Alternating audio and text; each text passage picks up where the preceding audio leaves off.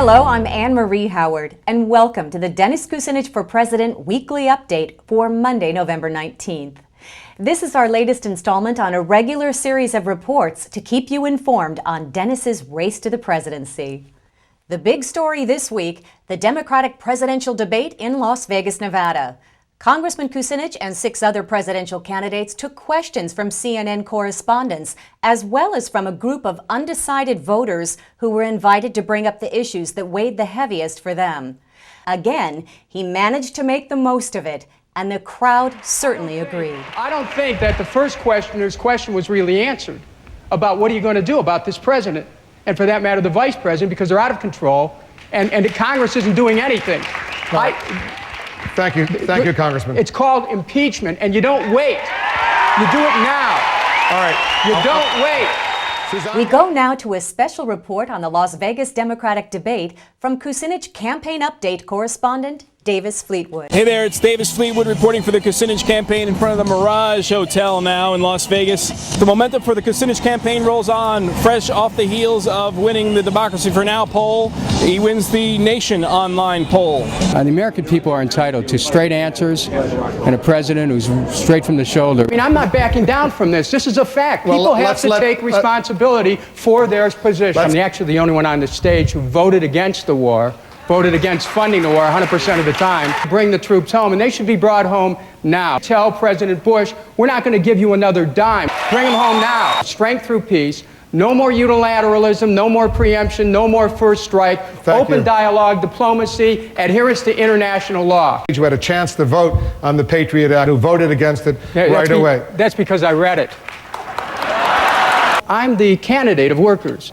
Right now, wealth is being accelerated upwards. Human rights. We're jobs for all, full employment economy, health care for all, education for all, and I'm the one candidate in the race. I remember where I came from. All right. If we have a healer in the White House, we can make abortions less necessary, and we can also protect a woman's right to choose. We can do both. Thank you, Congressman. Every American should be able to present themselves without having to be further scrutinized based on ethnic identity.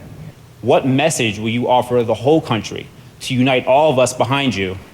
Just imagine what it will be like to have a president of the United States who's right the first time. Just imagine. Wouldn't it be fantastic to have a president who was right all along?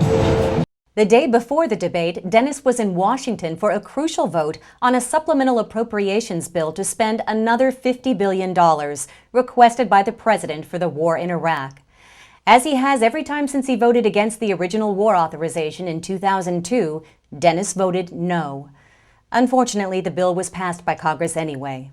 The congressman accused other members of playing into the president's hands by giving Bush more money to keep the war going indefinitely. And he said the Democratic leadership has failed in its commitment to the American people who thought they were voting to end the war when they elected a Democratic majority to the House and the Senate last year.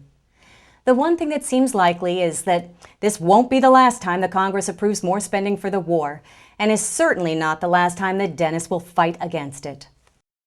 In other news, the American public has been experiencing more and more the effects of massive recalls of deadly products manufactured in China. As this holiday shopping season gets underway, millions of Chinese-made toys are being pulled off store shelves due to hazardous contents such as lead paint, dangerous chemicals, and other safety hazards. What you may not know is that the dangers these toys possess can actually be traced back more than 7 years, when Congress approved a new trade agreement with China that did not include the kinds of health, safety, or labor standards that are designed to prevent these problems. Dennis pointed that out this past week and leveled some strong criticism at the other presidential candidates who had approved that trade agreement in 2000. The congressman pointed out specifically that Senator Edwards had made public statements at the time predicting that, even though he was voting in favor of the China trade expansion, it does us no good to pretend that these remedies are perfect and that people will not be hurt. Kucinich points out that indeed, while these rules are seldom perfect, Edwards did in fact vote the wrong way. Let's talk about China trade. The fact of the matter is, Wolf, it was well known when China trade came up that China doesn't have environmental quality standards, doesn't have health standards, doesn't have workers' rights, doesn't permit people to form unions. Now, everyone knew that. But the fact of the matter is, John, you voted for China trade understanding that workers were going to be hurt. Now, you're a trial lawyer. You knew better. The China trade issue could prove to be an important one in the state of New Hampshire. According to a report issued earlier this year by the Economic Police Institute, New Hampshire has lost more than 13,000 jobs over the past several years that can be directly attributed to the China trade agreement. In fact, according to the report, New Hampshire has suffered the largest percentage of job losses of any state in the nation. Since 2001, when the trade agreement went into effect and China joined the World Trade Organization, the U.S. has lost more than 1.8 million jobs nationally directly due to that agreement. Saturday, Dennis was in Anaheim, California with some of the other candidates to talk about global warming and energy issues at a presidential forum sponsored by the League of Conservation Voters Education Fund. Sunday, he traveled to Georgia to attend a peace vigil at Fort Benning, and today he's in New York City attending fundraising events. Dennis will be spending next week on the campaign trail canvassing the state of New Hampshire. A just-released poll of New Hampshire voters by CBS News and the New York Times shows Dennis is far ahead of Senators Chris Dodd and Joe Biden, and only 1 point behind New Mexico Governor Bill Richardson for 4th place. John Edwards is in 3rd place, but just 3 points ahead of Dennis. Elizabeth Kucinich has officially kicked off her own campaign tour. Over the past 2 weeks, she has made visits to cities and communities all over the western United States. To start off, Elizabeth attended the largest Veterans Day parade west of the Mississippi in Albany, Oregon, before she went on to Corvallis, Beaverton, and a major Democratic reception in Portland for the Democratic Party of Washington County. She continued her tour via Colorado, Nevada, and California, and will be joining her husband for Thanksgiving in New Hampshire. Now a word from Campaign Update team member Dutch Merrick. Thanks, Ann. This Thursday is Thanksgiving, a day for family and friends. The day after, well, that's the biggest shopping day of the year when people spend tons of dough on holiday gifts. Now, one member of our campaign team, a young intern in New Hampshire named Asher, suggested a different way of giving.